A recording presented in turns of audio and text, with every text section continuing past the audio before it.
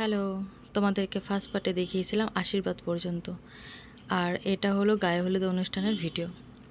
তো আমার কাছে টোটাল টানা ভিডিও করার মতো মানে ফোনের চার্জ আমার ছিল না।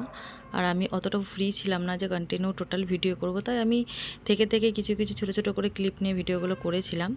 আর আমার ওরকম চিন্তাভাবনা ছিল না যে টোটাল টানা ভিডিও করে আমি পোস্ট করব, সেরকম কোনো চিন্তাভাবনা ছিল না। জাস্ট আমি ছোটো ছোটো ক্লিপগুলো নিয়েছিলাম, ভেবেছিলাম পরে যদি কোনো সময় এডিট করার সময় পাই তো আমি অ্যাড করে দেবো।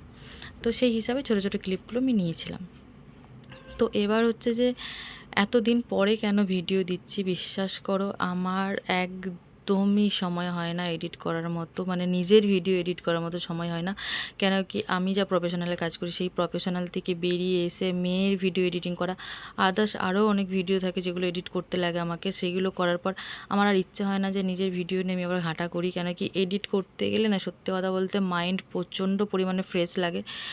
মাইন্ড যদি আমার ঘেঁটে থাকে আমি কোনো রকমভাবে ভালো এডিট নামাতে পারি না, আমার এডিট পুরো ঘেঁটে যায়। তো আমার মাইন্ড ফ্রেশ যতক্ষণ না থাকে ততক্ষণ আমি এডিট ঠিকঠাকভাবে করতে পারি না। তো এর জন্য আমার সবসময় সব কিছু হয়ে ওঠে না। আর আমার নিজের ভাইয়ের বিয়ে হয়েছে জানুয়ারি মাসে, আমি সেই ভিডিও এখনও অবধি এডিট করিনি। প্রচুর পরিমাণে ভিডিও রয়েছে, প্রচুর পরিমাণে গ্যালারিতে জায়গা খেয়ে রয়েছে, এখনও অবধি আমি সেগুলো এডিট করে উঠতে পারিনি। হ্যাঁ, আমি হয়তো একটা দুটো ভিডিও এডিট করেছিলাম, যেটা আমার ভাইয়ের আইবুড়ো ভাতের, যখন আমি 56 রকমের মেনু খাইছিলাম, সেই ভিডিওটা বোধহয় আমি এডিট করে পোস্ট করে রেখেছি। আদারওয়াইজ আমি কোনো ভিডিও এখনও অবধি আমি এডিট করে উঠতে পারিনি, তো যার কারণে আমার হয়ে ওঠেনি। তো চলো এই ভিডিওটা দেখতে দেখতে তোমাদের সাথে ছোটো ছোটোই গল্প করা যাক। তো দেখো ভিডিও কেমন লাগে। পিসিদের গায়ে হলুদের রিচুয়াল একটু অন্যরকম, আমাদের গায়ে হলুদের রিচুয়াল একটু অন্যরকম, হয়তো নাও মিলতে পারে অনেকের সাথে। তো পিসিদের গায়ে হলুদ আমার বেশ ভালোই লেগেছিলো, ওনাদের রিচুয়ালটা। এবার তোমাদের মনে প্রশ্ন আসতে পারে যে এতগুলো ভিডিও আমি দিয়েছি, এত কিছু পোস্ট করেছি, কোথাও আমার বরকে দেখতে পাচ্ছ না। তো দেখো এখানে আমি যতগুলো ভিডিও দিয়েছি, আমার বর কেন, আমার বোনেদের কোনো কারোর বরই ছিল না।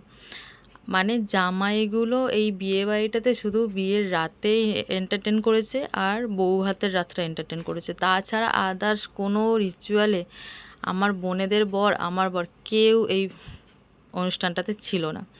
এমনকি আমার ভাইয়েরাও ছিল না, আমার ছোট ভাই শুধু ছিল, যেটা হচ্ছে আমার মেজো কাকার ছেলে, ও শুধু ছিল। তাও সকালবেলা ওকে ফুল আনার দায়িত্বটা দেওয়া ছিল বলে ও থাকতে পেরেছিল। এই দায়িত্বটা যদি ওকে দেওয়া না হতো তাহলে হয়তো ওই সে এখানেও থাকতো না। তো কোনো ছেলেরা ছিল না, সবাই সবার কাজে ব্যস্ত, সবার অফিস, কেউ অফিসে ছুটি পায়নি, তো কেউ আসেনি। তো আমরা বোনেরাই এনজয় করেছি। এখানে দেখতে পাবে একটা ছেলে নেই, কেউ ছিল না। এবার মনে হবে এটা তো মেয়েদের, আরে মেয়েদের বলে কথা না, কোনো জামাইরাই যায়নি দুপুরবেলা, মানে সকালের অনুষ্ঠান দুপুরের অনুষ্ঠানে কোনো জামাইরা যায়নি। তো যাই হোক, বোনের বিয়েটা আমরা বোনেরাই খুব ভালো এনজয় করেছি। তো আমার ভাইয়ের বিয়ের ভিডিওগুলো আমি ভাবছি এডিট করে পোস্ট করে দেবো, কেন কি আমার রিসেন্ট মেয়ের পুজোর অনেক কাজ আসছে, সেই কাজগুলোও আমাকে এডিট করতে হবে, তো ফোনের গ্যালারিতে অনেকটা জায়গা রাখতে হবে। তো সেই কারণে আমাকে এখন যত তাড়াতাড়ি পারছি আমি ভিডিওগুলো এডিট করে ছেড়ে দিয়ে গ্যালারিটাকে খালি করতে চাইছি, আর কিছু না। আমার অনেক হেটার্স রয়েছে যারা আমাকে পছন্দ করে না, কিন্তু আমার ভিডিও দেখতে, আমার রিলস দেখতে অনেক পছন্দ করে, কন্টিনিউ তারা আমাকে ফলো করে। তো যাই হোক, সেই হেটার্সদেরকে আমি ভালোবাসি, তাদের জন্য আই লাভ ইউ। বাট যারা আমার ফ্রেন্ড রয়েছে, যারা আমাকে ভালোবাসে, যারা আমার ভিডিও দেখতে ভালোবাসে, পোস্টগুলো আমি তাদের জন্যই করি, হেটার্সদের জন্যও করি। তারা একটু দেখুক, কেন কি যেহেতু দেখতে আমাকে ভালোবাসে তো তারাও দেখতে থাকুক। তো চলো এবার ভিডিওটা এনজয় করো।